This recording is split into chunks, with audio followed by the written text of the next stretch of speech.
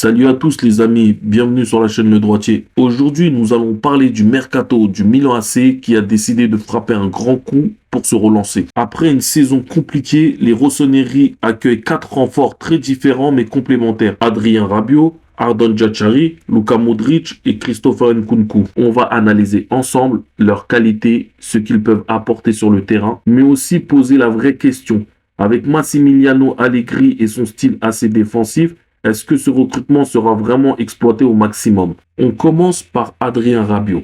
Après plusieurs semaines dans la tourmente du côté de l'Olympique de Marseille, il rallie le club lombard le dernier jour du mercato.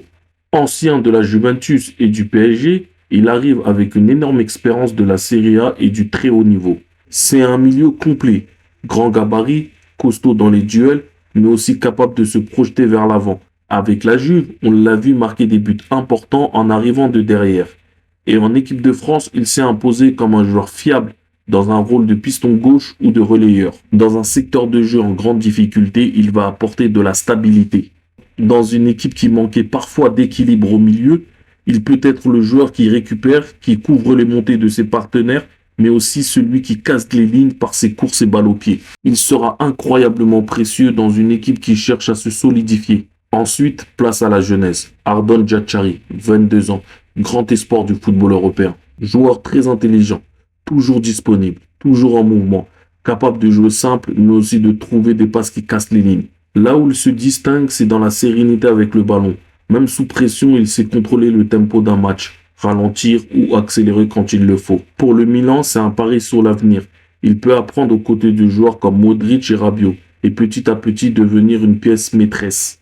Il amène une créativité et une fraîcheur technique qui manquaient parfois au milieu des Rossoneri, souvent jugés trop rigides la saison passée. Puis on a Luka Modric, et là on parle d'une légende vivante.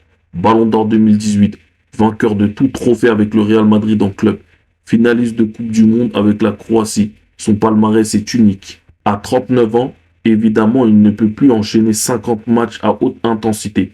Mais ce qu'il garde, c'est son génie footballistique, sa vision du jeu, sa précision chirurgicale dans la passe, son intelligence tactique. Il peut changer un match en une seule ouverture. À Milan, il ne sera pas là pour courir 90 minutes tous les 3 jours. Mais dans les grands rendez-vous, il peut faire la différence par son expérience et son calme. Et surtout, il va encadrer les jeunes, leur transmettre cette culture de la gagne et cette sérénité qui manque parfois à Milan dans les moments de pression. Et enfin, Christopher Nkunku. C'est sans doute la recrue la plus excitante pour les supporters.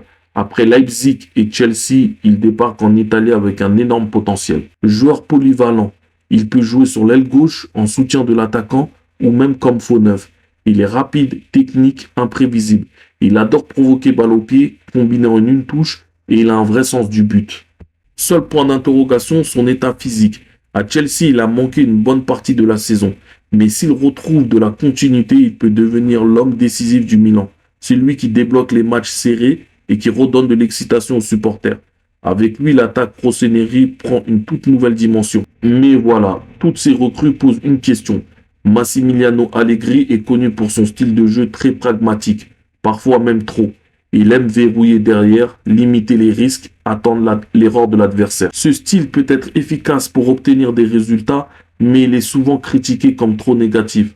Et le problème, c'est que ça peut brider des profils créatifs comme Nkunku ou même Modric.